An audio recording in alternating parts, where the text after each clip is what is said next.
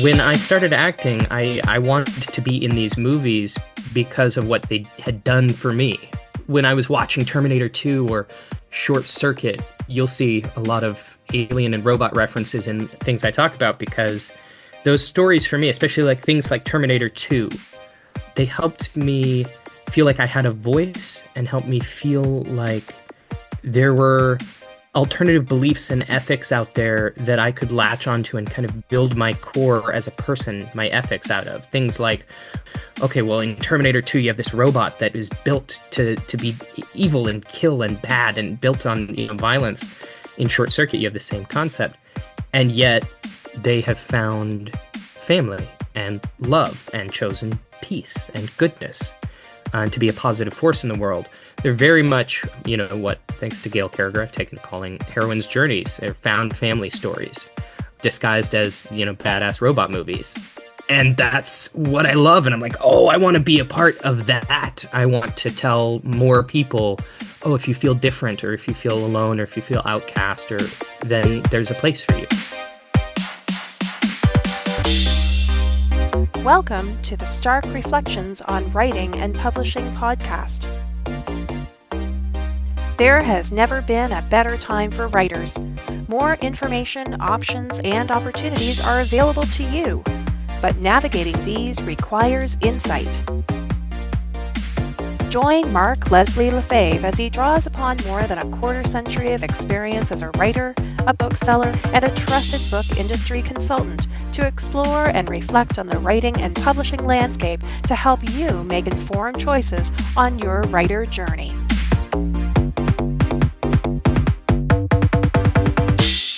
Hello, Reflectives, and welcome to episode 413 of the Stark Reflections podcast. This is your host, Mark Leslie Lefebvre. In today's episode, I have an interview with Aaron Foers.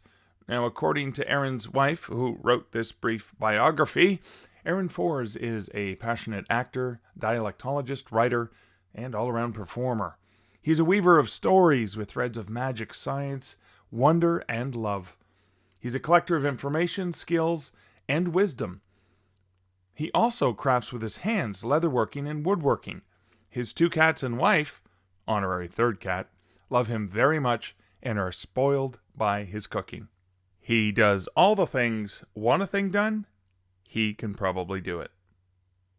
It's a very apt bio and perfectly fitting for Aaron, who spoils us with his presence in this episode.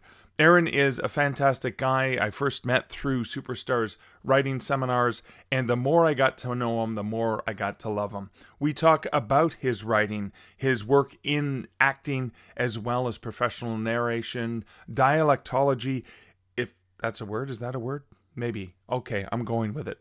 And so much more. We have a fascinating conversation, which I'm sure you're going to love, and that's coming up later in this episode. But first, let's hear a word about this episode's sponsor. This episode is sponsored by Manuscript Report. Do you struggle with writing sales copy for your book blurbs, or ways to talk about your books to others via social media posts? Manuscript Report provides professional-grade marketing reports, content for blurbs, comp titles and authors, keywords, themes, tropes, categories, and so much more.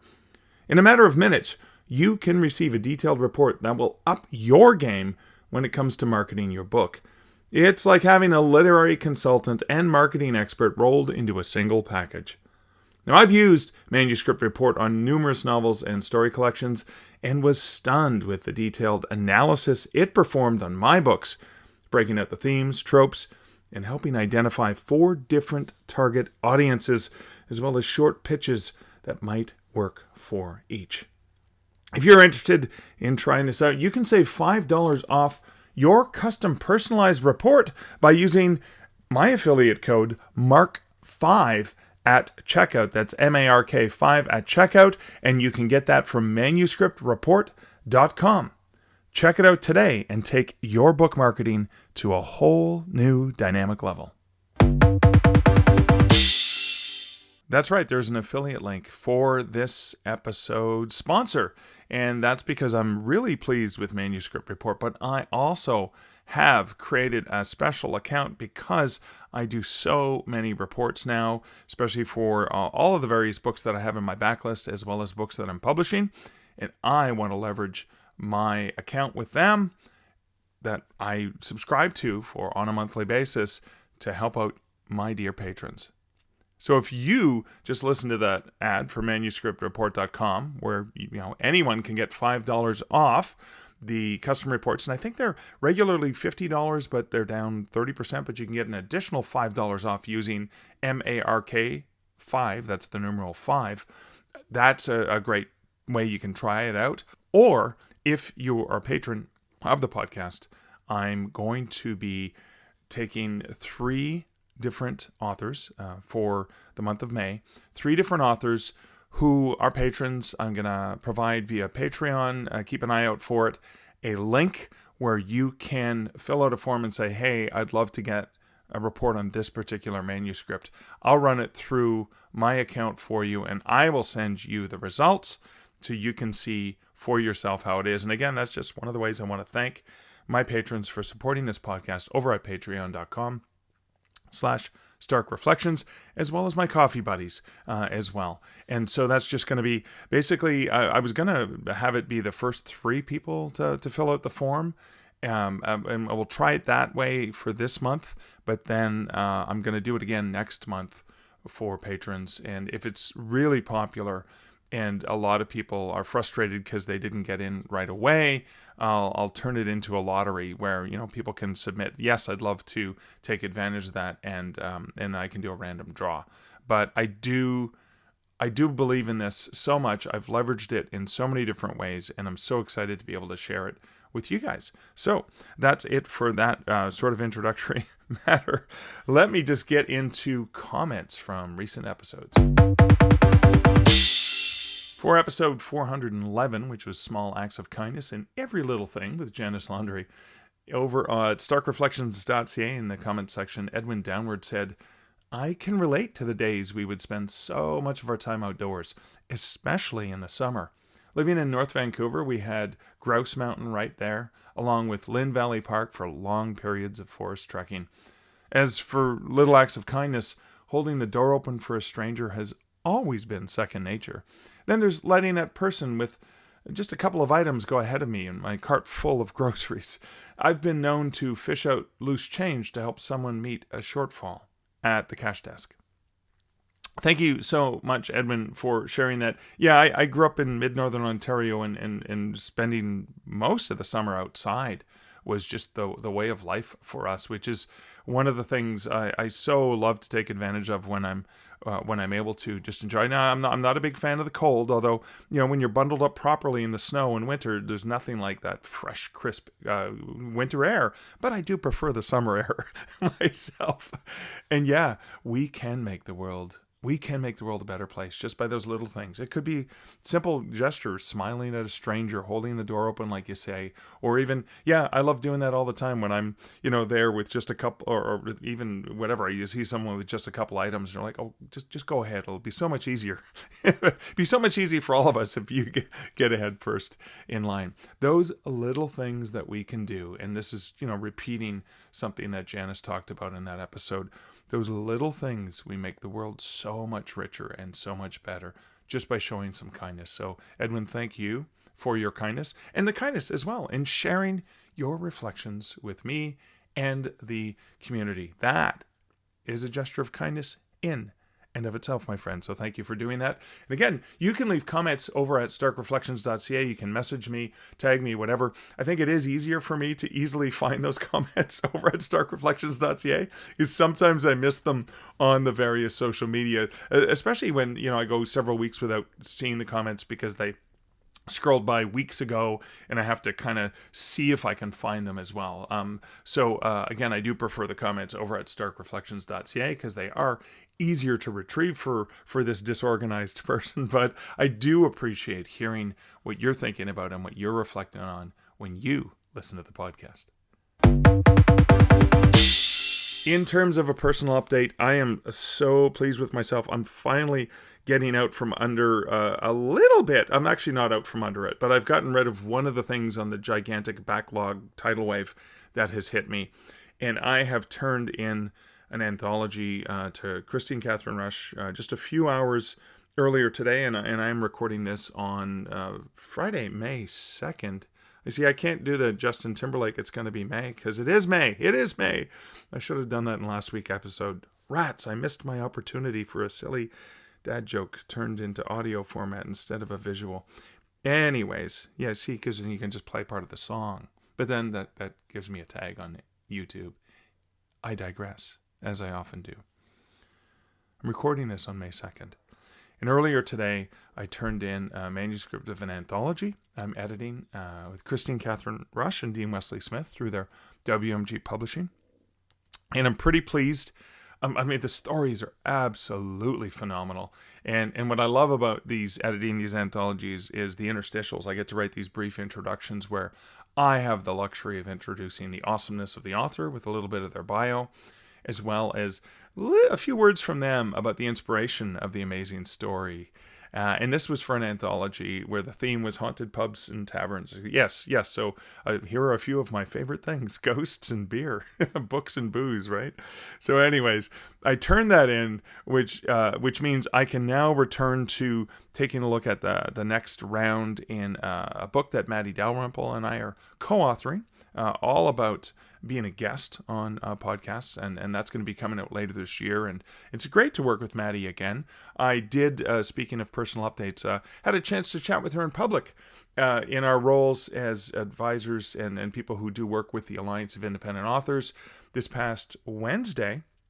And I guess that would have been Wednesday, April 28th, if I'm looking at the calendar. No, I can't. I don't know what it was. The 30th, April 30th? Yeah. I'm already on May. I got all messed up here because I actually have a printed catalog calendar hanging out over there, pinned up on my standing desk. But anyways, Maddie and I were on the Alliance of Independent Authors doing a live chat and live Q&A with, I think there was about 80 or 90 people who were watching live and asking questions, all about working with bookstores and libraries. I did a very similar talk that was at the Toronto Indie Author Conference that Dao Wong has started here in Toronto, Ontario. Had an absolutely fantastic time. That was, I did a couple talks and a few panels. Amazing conference, and it's going to be transitioning into Indie Authors Canada, and they're already going to be happening. It's going to be in the middle of April 2026, and it is a stellar, phenomenal conference. I'm so excited. And I personally support and sponsor this conference from Stark Reflections. Yeah, the Stark Reflections podcast actually sponsors the conference because the conference is so important to me. I want to, participate and engage with my time in helping with the conference, but I also want to support it because it's so great to have a conference like that right here in Canada. And I got to interact with and meet so many people and see people again that I hadn't seen in a while, or that I maybe only saw last year at this conference. But it's so great that I don't have to leave my home country. And it's just, Toronto, anywhere in Toronto is an hour from anywhere in Toronto. So it takes me about an hour to get to the top, the north of the city of Toronto, and then another hour to get into where I'm going in Toronto. So it was about a 2.5 hour drive when I went in last Friday. And then I hate going to and coming from Toronto. I love being in Toronto, but I hate the going and coming. So that was phenomenal. And again, I got to know a few more folks. I got to see people again, which was fantastic. I got to know a few more folks and a few folks that I met there. I was just so excited with what I saw them doing. They're going to be coming up. They're going to be guests on the podcast. One of them, children's book author, and I was pretty stoked when I saw the cover of their book as well. I wanted to chat with them about that as well as somebody else who I had a chance to have lunch with and chat just briefly with, and that was the challenge. Is just so many conversations with so many great people, and it just happens. It goes so fast. But that's the benefit, I think, as authors, when we get to go out to various conferences and we get to meet people and engage and interact with them. And I'm still riding high from that. But no time to rest on that. I got that book turned in for Chris. Maddie and I have to do one more pass. Maddie's been doing most of the heavy lifting on this in the last month, as I've been swamped with some other projects that are on the go. But now I can get back to working on a book in hand as well. Again, I've moaned and whined and complained and cried in personal updates on the hours and hours lost, and probably the 15 to 20,000 words. I don't even know how many words I lost in that stupid Mark clicking the wrong buttons and saying, yes, I want to override this without double checking. And I lost all that work, but that's okay. The third time's a charm, right? But I am thrilled that I'm going to get to dig back into that. Other things that were going on, I speaking of Toronto Indie Author Conference, I interviewed Rachel Renner, who I met at Toronto Indie Author Conference, and we clicked really wonderfully. We had a good time together, laughing, sharing tips on a couple panels at the conference, as well as in social meals and things like that. And she was so awesome. And for Draft to Digital Self-Publishing Insiders this past Thursday, which would be Thursday, May 1st. See, I think I got that. Yeah, I look under the calendar. I got that right. At 1 p.m., we had a chat about her Kickstarter that she just wrapped up on Wednesday, where she earned over $230,000. And I was stunned to learn not only that she's awesome and this Kickstarter was amazing, but I was stunned to learn that she actually has a warehouse for shipping books for direct sales, because a lot of authors are doing direct sales, but they're not. They're mostly ebooks, and she was doing a huge direct sale business from physical books. Ebooks are not a lot of money for her. But the majority of her money is coming from physical book sales, which kind of leads to talks I've been doing and why I'm working on a book in hand. I'm probably going to add Rachel to that now as one of the many wonderful case studies that I'm doing, talking about just how the bigness, how bigly, the bigness, the hugeness of the print book industry, and that most indie authors we just don't really understand that. And that's been a common theme. I'm always looking for these common themes, and it's like, why is Mark harping on and on about this? Well, it's because this is not an anomaly. This is actually more the reality of the book world in general, not necessarily the reality most indie authors are into. And that's, again, one of the reasons why I started this podcast, is I wanted to talk about things that skirted back and forth between trad publishing and indie publishing, because there's so many different silos that we have in our industry, and I really want to help spotlight the pros and cons from different perspectives, and not just be another voice that was only talking about one or two specific things and not paying attention to the other ones. Because maybe it's my squirrel brain that I like to bounce around and explore different aspects of it. But I figure there may be just some benefit in helping share some of those reflections with you, because, like me, you have different interests, you have different perspectives, you have different ways of approaching. And as an independent author, you can go your own way. And again, I'm gonna link into. I could have played that song, from the band that the Fleetwood Mac. Oh my God, it was Fleetwood Mac, wasn't it? All right, you know what I need to do? I need to stop talking. I need to go get myself another coffee. I need to roll the bumper. And I need you to listen to this pretty awesome conversation that I had with Aaron Forrest.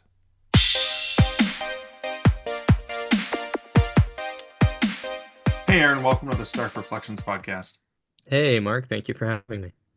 Well, it's great to get a chance to chat with you again. The last time we chatted was, I guess, breakfast on that last day of Superstars. Yes, yeah. Breakfast, last day of Superstars. So, I remember. and then it's over for another year. But we have Yes, already worked together since. You've narrated some amazing stories of mine. But I want to they are fantastic. Yeah.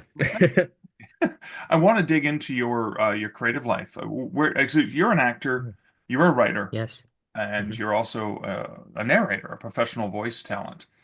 Hmm. Where did that start for you in terms of your creative life? Or was it something different that started it off for Uh, yeah, no, I started acting full time when I was 8 years old, actually. you? What? Really? Yes, yeah, I have been, yeah, it started, my two older siblings, they're teenagers at the time. They were like, okay, my sisters are like, we want to be actors. And, I think my sisters saw Titanic and they were like, we've got to do this. We want to be actors. And, our dad was always very supportive of the very much kind of in this superstars ethos of you want to do a thing, let's do a thing and let's go all in. And so we knew nothing, but we found acting classes, we found people, we found, disreputable managers at the bottom of the business, and we got our start. And at the time, I kind of just got dragged along. They're like, well, there's no one to watch Aaron. So I started sitting in the back of this teen acting class. I was 8, and at the time, I was profoundly shy. I was kind of nonverbal most of the time. And after a couple weeks watching, the acting teacher asked me, very empathetic, sweet old guy. I was like, hey, do you wanna do a scene?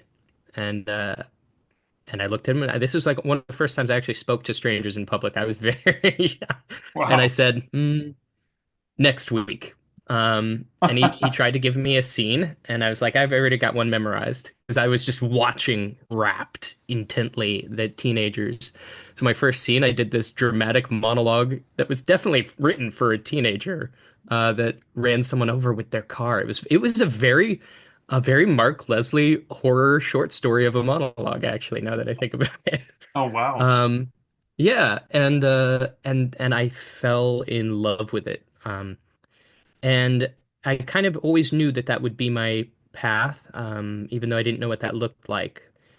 I made a list when I was 5 years old. I was like, I'm gonna be a famous actor, a rock star, president of the United States, and a professional basketball player. I didn't understand scaling very well there, but um, I think maybe just one or two is fine these days. Terrible at basketball, but Well, I mean, and the other ones are still up for grabs. Like they're still possible, up for right? grabs. Yeah, You yeah. never Because you know. never You really never know. pursued basketball, but you pursued some of those other things.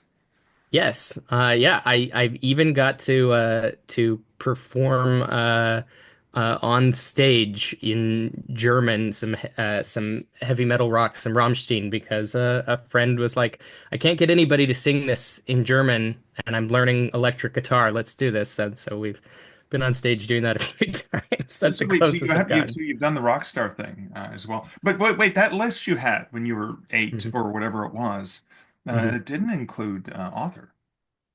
It didn't. And I that is really the evolution that came about from a professional career as an actor. I was a voracious reader from an early age. My first authors, not that this is necessarily healthy, but my first authors were Stephen King and Shakespeare and Asimov. Oh, wow. And then I branched out from there, and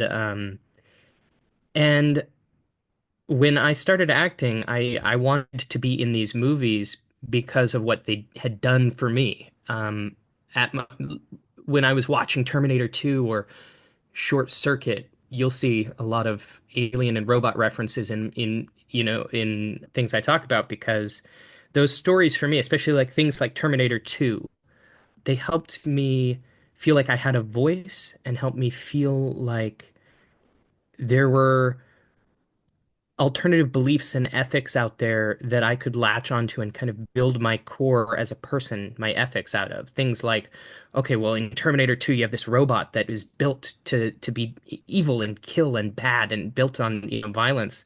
In Short Circuit, you have the same concept. And yet they have found family and love and chosen peace and goodness, and to be a positive force in the world. They're very much, what, thanks to Gail Carriger, I've taken to calling heroines' journeys. They're found family stories disguised as, badass robot movies. And that's what I love. And I'm like, oh, I want to be a part of that. I want to tell more people, oh, if you feel different or if you feel alone or if you feel outcast, or then there's a place for you. And so then working as an actor, I started off doing a lot of film and television.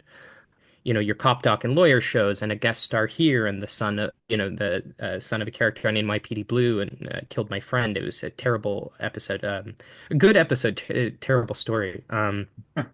And going through, all of these hundreds and hundreds of scripts and thousands of auditions and then playing all these roles, you are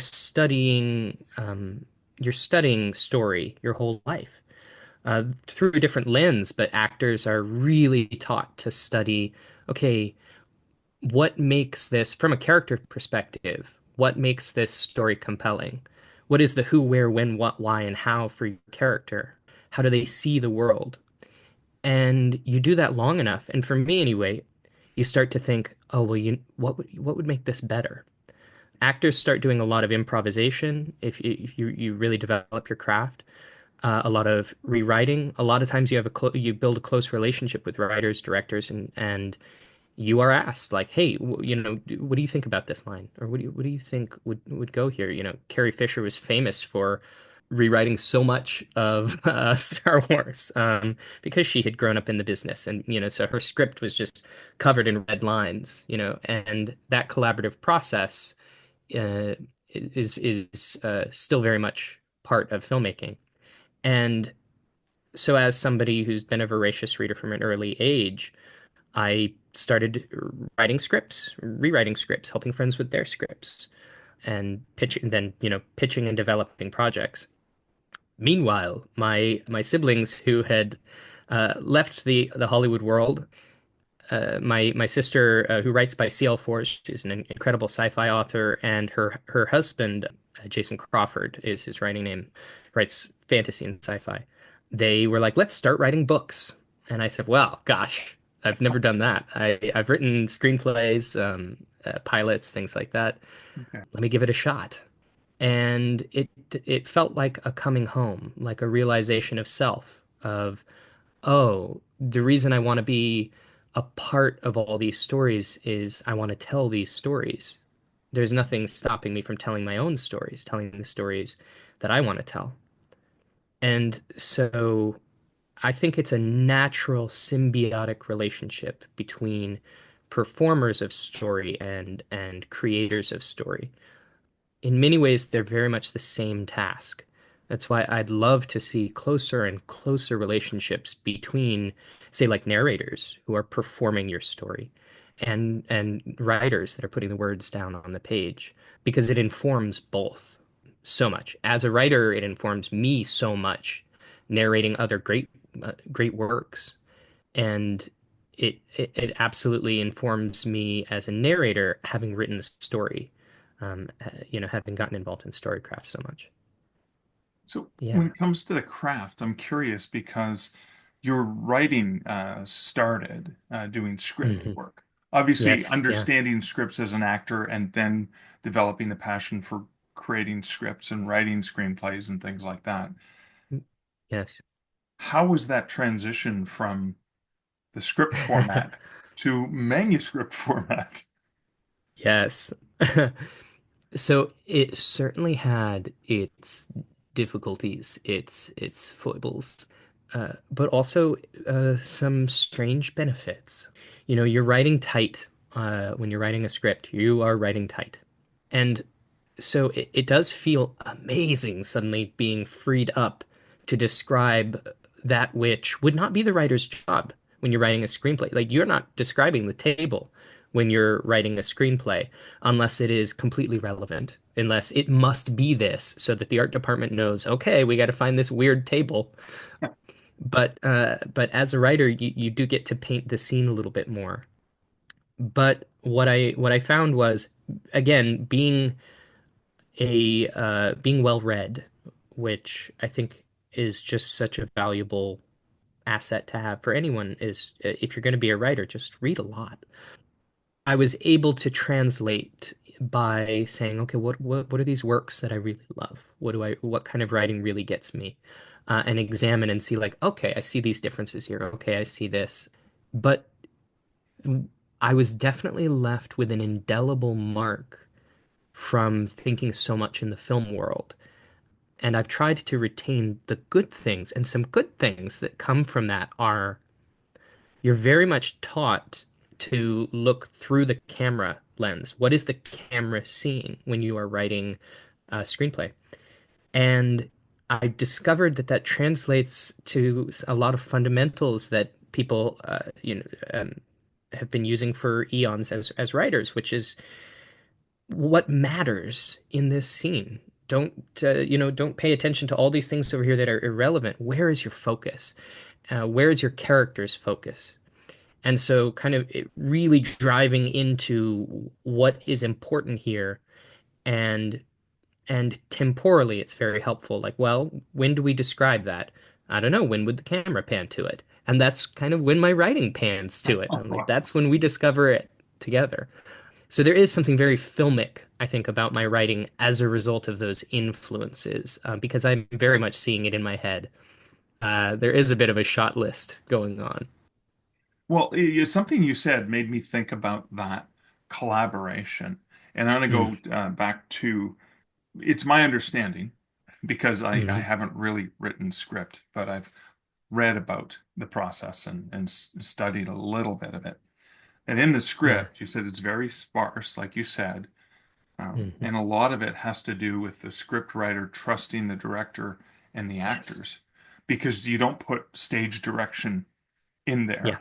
I remember the first time I tried to write for theater as well. I put too much stage direction in, and I realized Mm-hmm. that as you move into screenplays and stuff, you remove a lot of that, Yeah. and there's that trust, and because it's a collaborative process. So I'm curious as to how that translates to you in manuscript format, trusting the reader.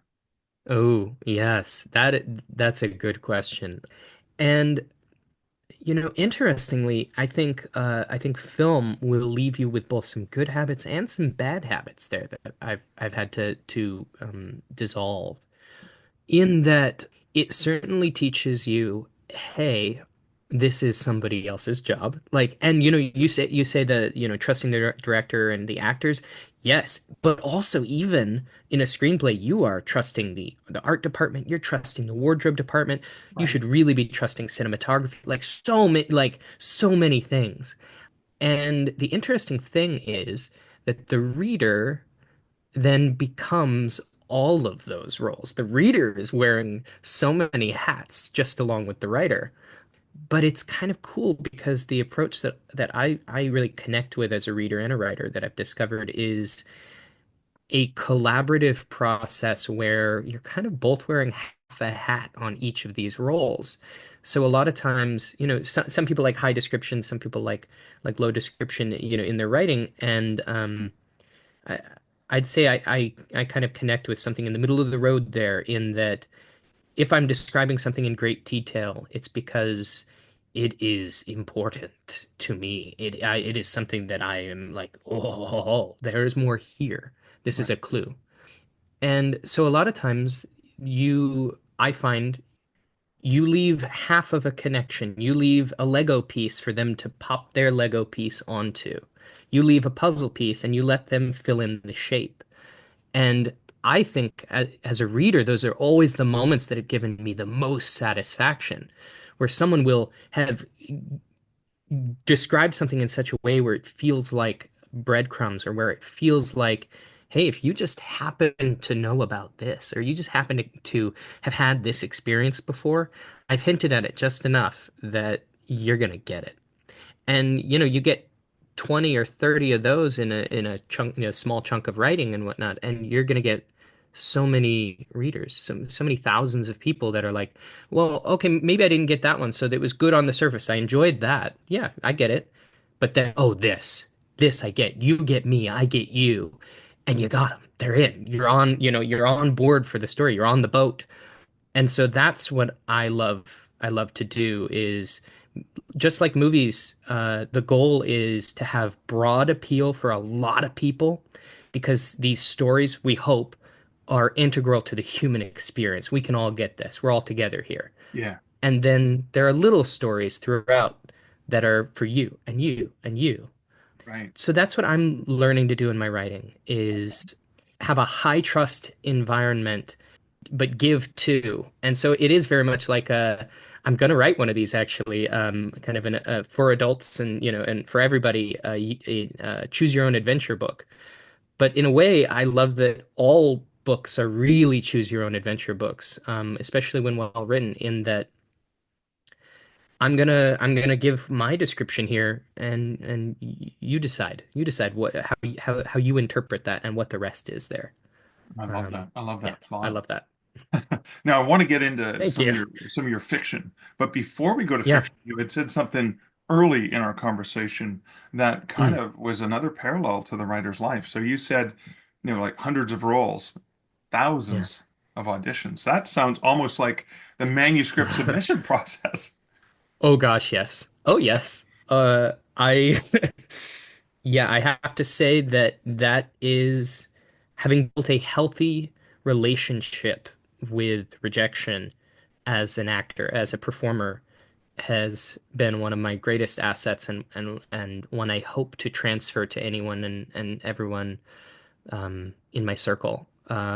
Because the constant rejection process, I think, for human mental health has to be translated into something healthy, and it can be, and it totally is. But the illusion, gosh, causes so much suffering. And as an actor, you just can't work. You can't audition successfully psychologically if your last 10 auditions are weighing down on you. And as kind of being in the trenches as a performer, we learn this fast. And so, yes, the most auditions I've had in a day was 17 auditions as a kid. I had 17 auditions in one day, and Single this was day. back when all of them were in person. So, my pops, my old man, was driving me in that car we were in the car from 6 a.m. till like midnight, Wow. driving around Hollywood. And so if I hadn't, if I had been weighed down by the 16 auditions before, there's no way that I could have done what I needed to do in the 17th audition. Right. And so you kind of develop this philosophy. I think I'm sure everybody has a different approach, but you develop this philosophy that, and Bryan Cranston talks about this very well, I think, that your job is to create something for that audition and present it like you are an architect showing the model that you have developed, and then to walk out and forget completely about that until it comes up again, until there's a callback or they want to meet again. That's off your radar. You're on to the future. You're on to the next thing. But I think what really, really helps with that is to consider the audition itself, or in this case, say the query itself, or the pitch meeting itself, is in fact the job, is the role. And when you have given your performance, say as an actor, it's an audition, you're doing the script. You're doing 3 scenes from a script, say. You had an audience. You had an audience, they were there, they were with you, and you gave a performance. You just got to do your job. You just got to entertain. You've already done the successful thing. You've already done it. And then you move on to the next one. And so each of these are like little mini performances that then someone might say, "Oh, we liked that so much. We want to do that on a bigger scale. We want to hire you. We want to have a big audience see that." And you're like, "Awesome. That was something that came from a smaller performance that I did." And so that's how I think about all of the writing, especially having been on both sides of a table, being, on this, being in casting rooms now that I'm producing, directing, writing things as well, seeing hundreds of actors and seeing the state that they come in, and every time, as casting directors have said for time immemorial, we want you to be the one. We want you to be exactly what we need. We would love to go home early. We would love to go take a long lunch. We are rooting for you. And so many casting directors are actors or were once actors. And so I found that the divide and the perception of the other and the enemy or gatekeepers is largely ephemeral, is an illusion. And there are certainly barriers, and hopefully we keep working to dissolve those. But the spectrum comes all the way from actor doing their first audition, writer sending their first query, all the way to, the most successful publisher in the business. And that along that spectrum line, there is no clear demarcation. There is no wall. And so remembering that is something that helps me a lot. I just think of stories and readers. I don't care who you are, you're a reader. If you're reading the thing, you're a reader. I'm like, Right. what'd you think? Okay. You didn't like it? That's one reader that didn't like it. Cool. No problem. All right, I like that. I like that. So Yeah. let's get into specifics of some of your fiction in terms of stuff that's Yeah. been published. And I know, for Yeah. example, that just within the last month, you and I were published in the pages Yes. of the very same book, Weird Wilderness, edited by Lisa Mangum. Uh, Yes. does, Tell me a little bit about the story. That was Best Foot Forward? Yeah, that's right. Yeah. Yes, best foot forward. So that was so fun to write. I love cryptids, and I love strange creatures and mythologies and things like that. And so it was kind of right up my alley. But funny enough, I have a foot in the science world. Our dad was a geneticist in the early days of the field, and then taught the sciences. And we're just big science nerds in the family, as you'll see in our sci-fi. And so I spend a lot of time with science communicators, and I just happen to have one, a friend of mine, Brian Dunning, who also does this amazing podcast called Skeptoid, and he deals all with things like, admittedly kind of debunking and dissolving cryptid mythologies and things like that. Yeah. But he's also the guy that like loves those stories, and he's obsessed with Bigfoot. This guy has this giant Sasquatch statue up in Oregon at his house, made out of wood and whatnot. And he does this podcast. And of course, they wanted for the anthology, they wanted an epistolary element. So things like letters, emails, podcasts. And so I had the idea of, okay, what if Bigfoot, in order to hide his identity and the identity of other cryptids, made a podcast debunking the existence of Bigfoot. And his podcast became successful. And so I started from that element, and it evolved it out from there. And I think it was a really fun story. Awesome, awesome. Definitely looking forward to reading that one as well. Me So too. you've also got novels as well. What in terms of what's give us a bit of a picture of your publication history. Yeah. So as an author of fiction, I'm brand new.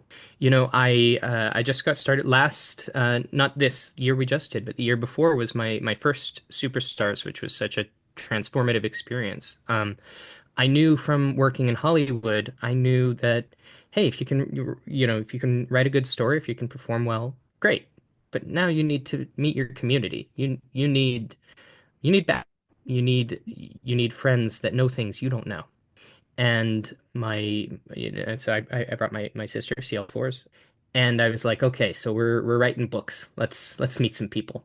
And so I wrote my first novel in the few months leading up to that first Superstars. I had Whoa, 3 months, really? and yes, yes, and so then that manuscript, which is finished, is I got some requests for that, so that's off to some lovely new friends. Oh, awesome. So that has been pitched, auditioned Yes, to yes, editor, yeah. agents. Yeah, just agents so far. Because I'm still kind of getting my feet in and understanding the writing world, and Right. I'm like, well, who knows more about that than agents and that are working in that field. Yeah. So that's how I started, and yeah, so I feel very very good about that. Cool. So what is it? Is this science fiction, the novel that you've got under consideration right now? No, the first novel I wrote is called Pancake Heroes, and it's an urban fantasy with tinges of cosmic horror. Okay. Yeah, basically there are dream wizards in my world. Dream and the waking world are equally real, and the consequences of what happens in dream are equally real. Okay. And yeah, and then what happens when you have a dream wizard in a coma and the line between dream and the real world starts to dissolve? So everybody can be eaten by the void. So that's my fun, Fun stuff. uh, yeah, cosmic horror. And then my second book, which my manuscript I just finished a few days before Superstars. I actually wrote specifically because an agent said uh, at Superstars, teaching people about how to query to them, hey, this has never been pitched to me. This is just a made up example. But gosh, I would love somebody to pitch this book to me. I'm like, well, I write fast. That's a cool idea. And so I wrote it. And so that's my first. It's a YA hard sci-fi. Peanut butter and pickles won't keep on Mars. So yes, I love that. and that was my adventure this year. I love that you have that. So let's get into a little bit. We've talked about writing, your writing. We've talked about your acting. Now, I Mm. just recently hired you to do some short stories. Now, you also do voice narration. Can you talk a little bit about that? Yes. Yeah, absolutely. So I've been doing voiceover as a performer in various different categories for a very long time. And so then that naturally led from things like animation and anime and video games and something that's called looping and ADR, filling in Klingon language, Klingon voices on the Star Trek series, for instance. I work on all of the new Star Trek shows speaking Klingon, things like that. And so you spend a whole lot of time behind a mic. And then as I started working and developing as an author, and people needed audiobooks, I was like, oh gosh, well, what's that look like? And I was an audiobook lover as a listener. I'm like, well, I spend a lot of time like making things, crafting with my hands or working with my hands. So you can't hold a book, you listen. And so I certainly developed an aesthetic of what I liked as a reader, what I liked to hear. And so then just a couple years ago now, I started doing a lot of audiobook narration. I had done ensemble narrations for books in the past. And also in the pre-COVID environment, this would always kind of involve going to a studio and having engineers doing all of the engineering for you. Yeah. And the landscape's really changed to doing that yourself if you can. And a lot of us actors had to adjust during COVID, where we could not go onto a stage and film. And so voiceover really exploded. And those of us that had the technical skill to survive and thrive in that environment did a whole lot of voiceover, did a whole lot of animation, did a what you could do from home. And so some of us, we built we got equipment, the mic setup and all that I have. The sound engineer for the Star Trek show, Star Trek Discovery, said, "Hey, can you get this stuff so that you can record and send to us because we can't meet in person anymore?" I was like, "Thank you for the list. That saves me a lot of trouble." Yeah. And so we built up this new skill set, which has really kind of taught me a lot about diversifying. And and so then when it came to applying that to audiobook narration, I'm like, gosh, these are all the skills that I spent the last many, many years developing coming into one place. And so I started offering to do that just because, I would meet authors and I'm like, I love your book. Where's the audiobook? Um, Yeah. and so here we are. And I really love it. The time investment is a lot more, of course, But the benefit, if you're an author and you love reading, is, well, now you're just reading a book and also getting to experience it in a way that you might otherwise not, Right. because you really have to think about it to perform it. And so yeah, it has built organically just out of that, out of seeing a need and wanting to help fill it. Excellent. And so anyone listening who's looking for voice talent, they can find probably on your website how they might be able to Yeah. hire you for something. Absolutely, absolutely. Yeah, you can just go to my website, aaronforrest.com, or I'm on all the social media and things like that. And yeah, there are contact forms and ways to reach out. And I love doing it. And I especially I love working with new authors that may not have heard their stories, may not have heard them aloud, or gotten to have the experience of a performer, someone experiencing your story, you get to hear that process. I love that. I feel like it's a special feeling. It truly So is. yeah. It truly is. It truly is. I mean, getting stories back from a narrator and going, oh, wow, they really got that character. I think before we started Mhm. recording, we talked about how you had developed a British voice for the Mhm. narrator of this one and a German accent Yeah. from one of the people that he was speaking to. And I listened to it, and went, whoa, he got it. He even got things I didn't realize I put in there. So, very I amazing, very amazing. Because you Thank hear you. that and you go, wow, my story's suddenly just like you write a story and Hmm. it's the reader's story from that point on. But Hmm. then the narrator adds that whole extra element to it. So now it's my story and the narrator's story and the reader's story. Yes. Yeah, I mean, it really does add a layer of artistry, because you do have someone that has a different specialty, a different skill set. And that story was so fun and so fulfilling, because one of the reasons I got started in voiceover so early as a kid was, so I'm what we call a dialectologist. So I studied, in masterclasses from the time I was 10 years old with Robert Easton, who was kind of the dialect guy in Hollywood, right? Until he passed away. If there was a good accent in film, he had probably coached them. If there was a bad accent in film, he had probably coached them, but maybe it didn't go so well.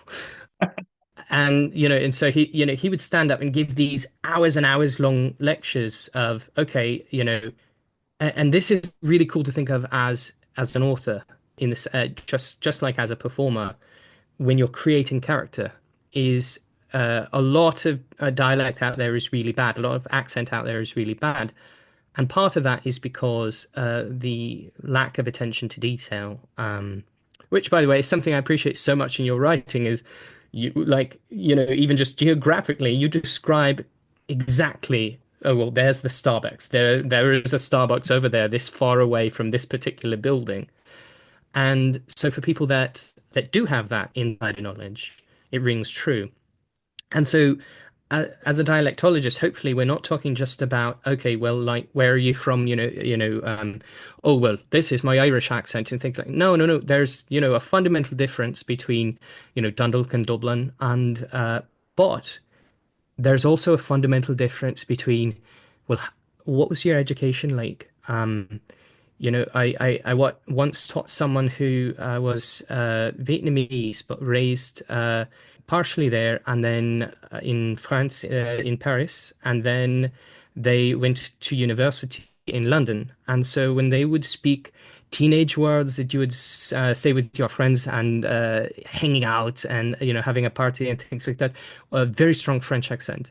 And then when they would talk about academia, then it would shift into all these British sounds. And specifically because, well, where did they get those words carved into their brain? But then you would get like, Dine on Vietnam, whenever they were talking about family and food and basics, the things that are carved into you from your earliest years. And so we would talk about things like that in these, that's what dialectologists do. We're like, okay, yeah, he's from New York, but this is 1940s New York. And is this man from, is this the Bronx, or is this Queens? And how good is this person at code switching? How do they communicate?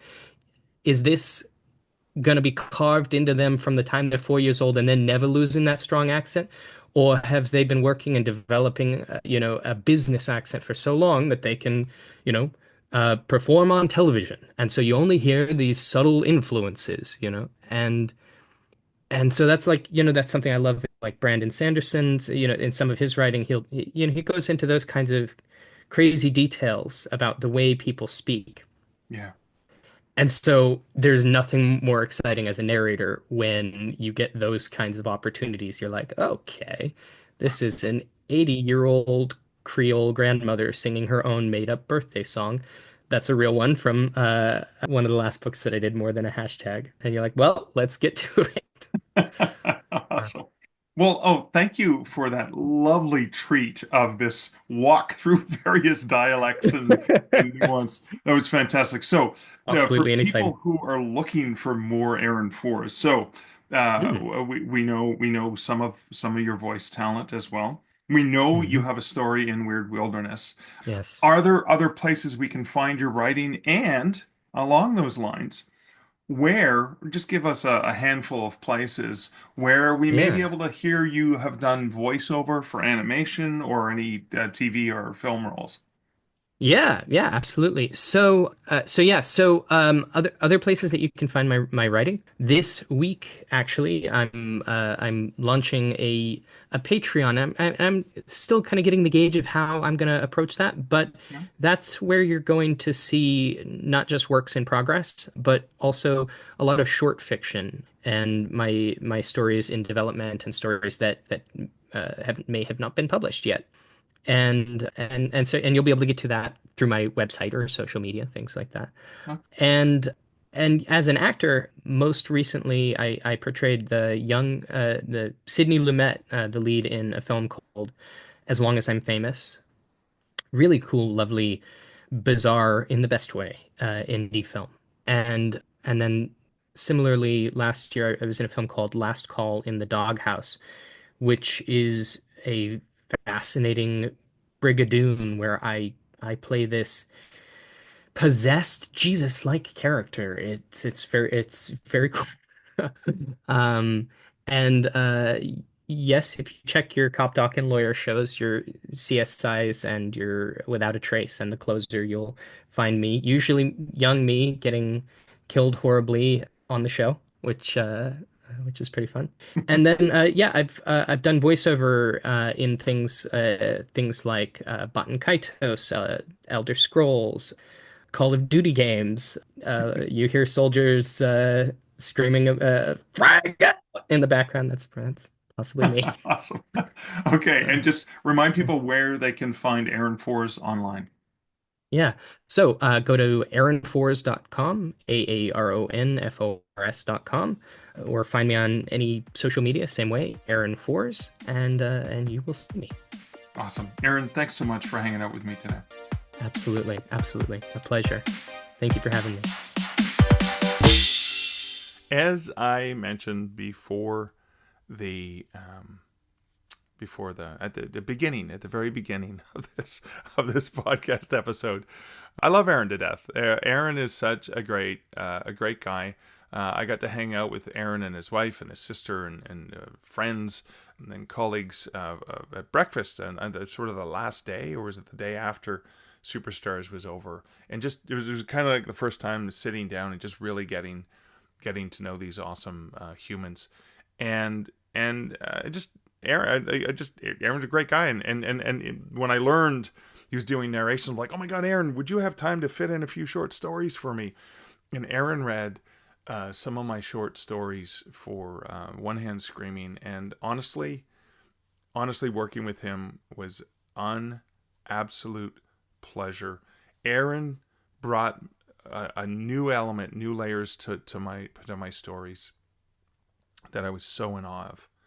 As a matter of fact, I'm so in awe and so in love with just how amazing Aaron is to work with that I am going to offer as well to my patrons.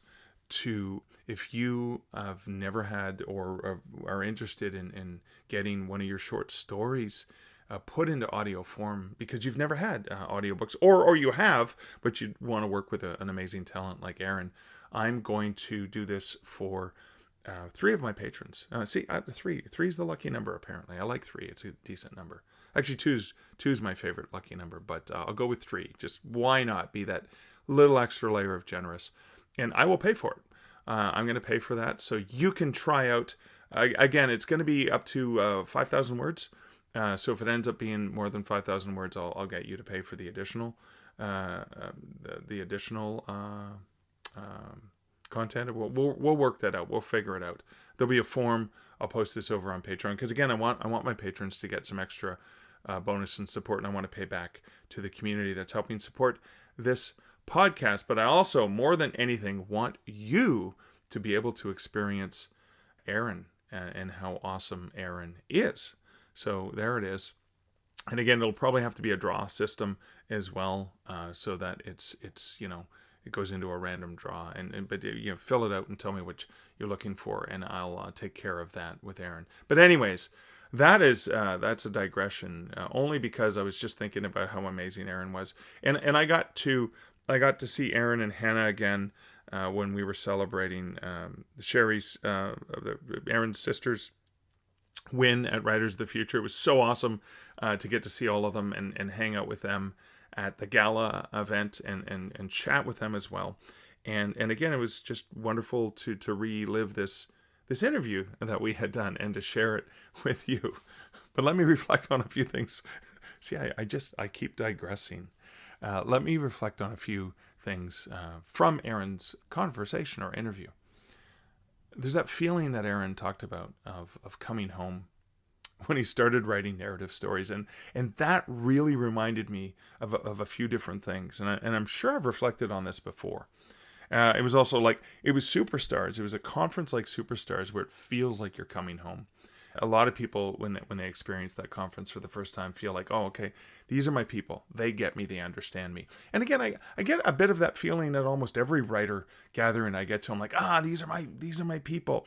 I felt that way at Toronto Independent Author Conference, and even just getting to talk to Tara Kremen and Rachel Wharton from the Kobo Writing Life team. Now, I worked with Tara and I hired her. She's awesomeness, and she runs the Kobo Writing Life team now.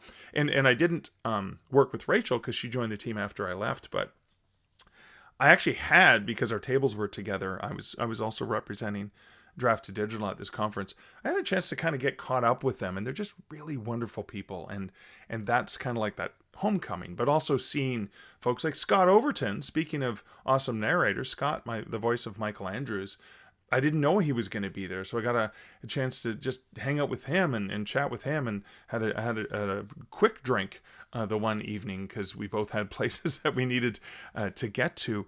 David Klink, amazing poet, and I work with David on the Aurora Committee, the Canadian Science Fiction and Fantasy Association, and he is the president or chair or the head of that association. I didn't know David was coming, so it was great to see him, and obviously and so many other people as well. But anyways, back to the feeling of coming home. And I felt that, I think I remember for the first time when I met the people from the theater company in University at Carleton, Sock and Buskin Theater. I was the weirdo, I was the oddball, and it was so refreshing when I went to a bigger town or a bigger city of Ottawa from the small town I was in, where there were fewer of us weirdos. It's strange people who were dabbled in the creative, but when I met the people from the theater company, it finally felt like, oh, these are my people. They get it. They like to be goofy and fun and experimental in their creativity, and so do I.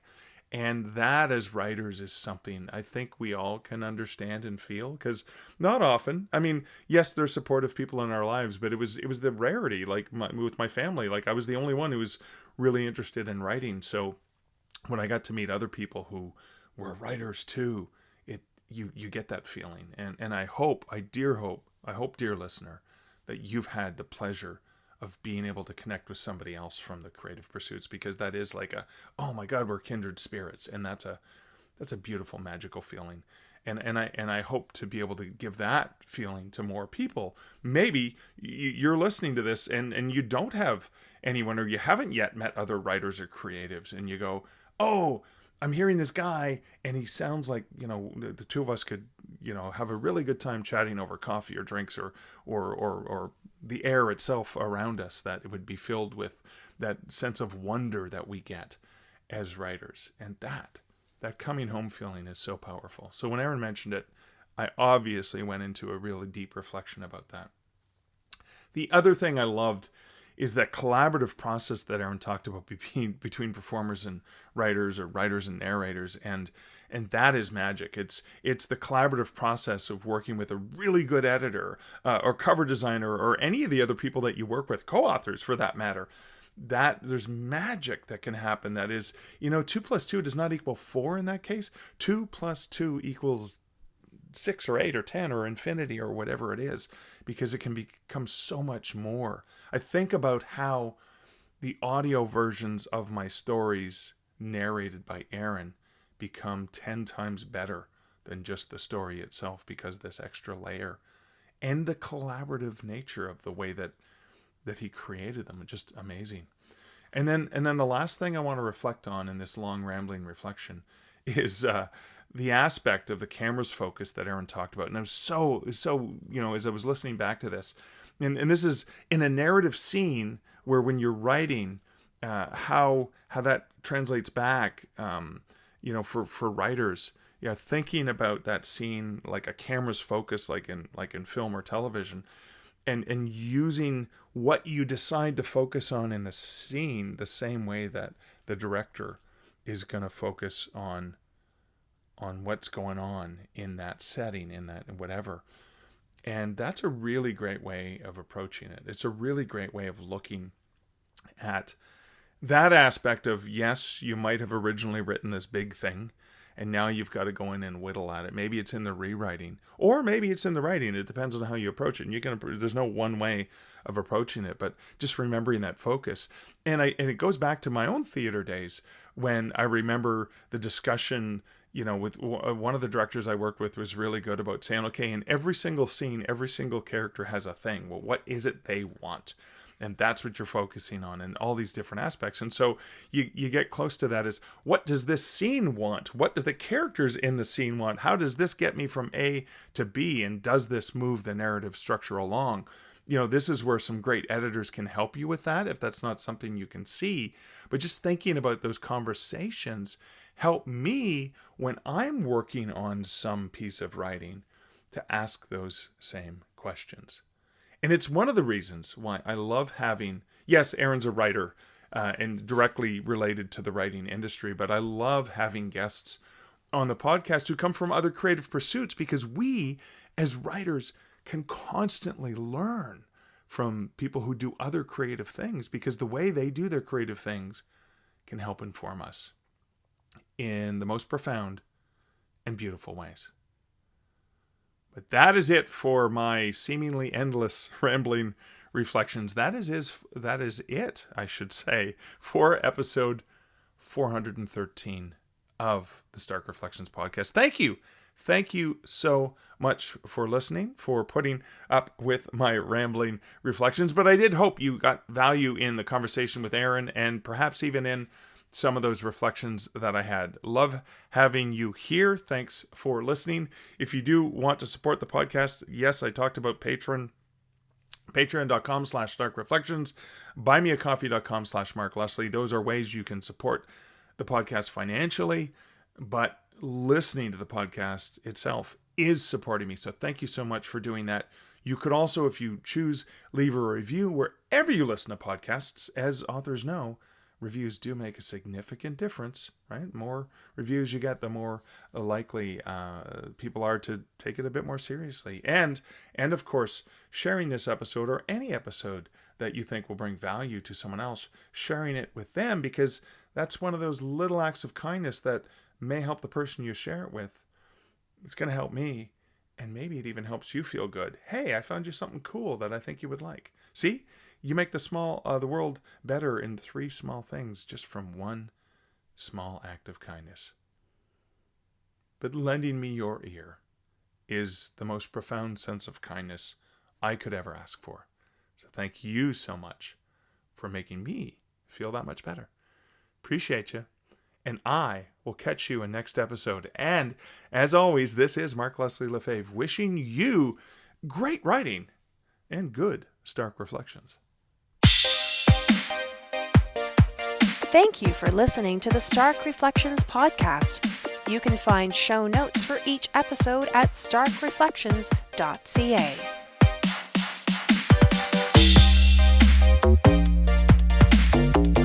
The music for this podcast, Laser Groove, was composed and produced by Kevin MacLeod. Check out more of Kevin's great music at incomptech.com.